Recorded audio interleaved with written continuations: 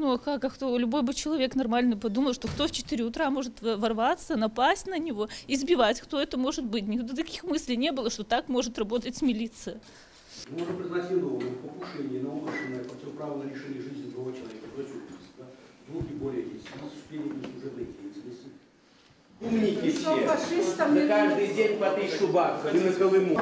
Ни стыда, ни совести. Убивают, дают 5-7 лет. А тут за что? У жопу поцарапал.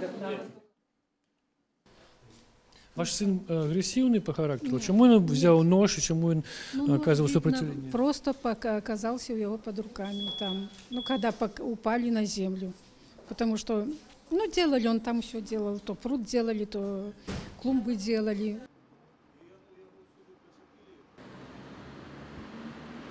Да, когда пришел сосед, только тогда крикнули и сказали, что это работает милиция. Это было сказано тогда, когда он уже лежал в наручниках. Вот ваш муж знаходился под вартой. Его тримали. Оказано давление, да, со стороны милиции, со стороны ГУБОПа, угрожали родными и близкими. И заранее ему говорили, что если ты не признаешь вину, тебе будет срок 20 лет. Вот ее не признал, вот прокурор и запросила 21 год. И видите, как все это обернулось. Потому что он все это не признал, эту вину. И, конечно, он не виноват. И это, ну, нормальному человеку, это любому понятно, что ни в чем он не виноват. Ни кражи не было, ни тем более того-то, как они даже ставят такую статью покушение на убийство. Какая тут покушение на убийство? Человек просто защищался, ну, как в ночное время это все произошло. Напали и избили. Как ему надо было поступить?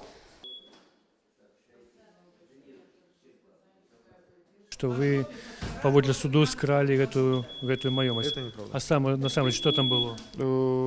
Хозяйка передала во владение на договоренности. Она являлась собственником квартиры, от нее заявлений никаких не поступало, но они решили, что сделать дело так вот. Ну, ночью прийти, даже если бы кража была, это немыслимо вот такое делать. Я не знаю, как это объяснить, что они из-за кражи, ведь один же с них сказал, чего если уже опасный, бронежилетов не одели.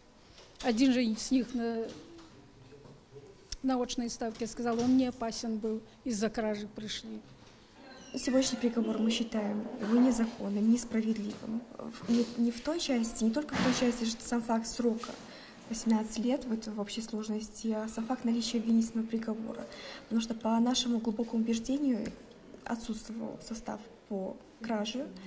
То есть и кражи не было? И кражи, да, это не состав, который предусмотрен уголовным законом. Также мы убеждены, что имела место на самом деле необходимая оборона в действиях Рабешко Андрея, а не покушение на убийство.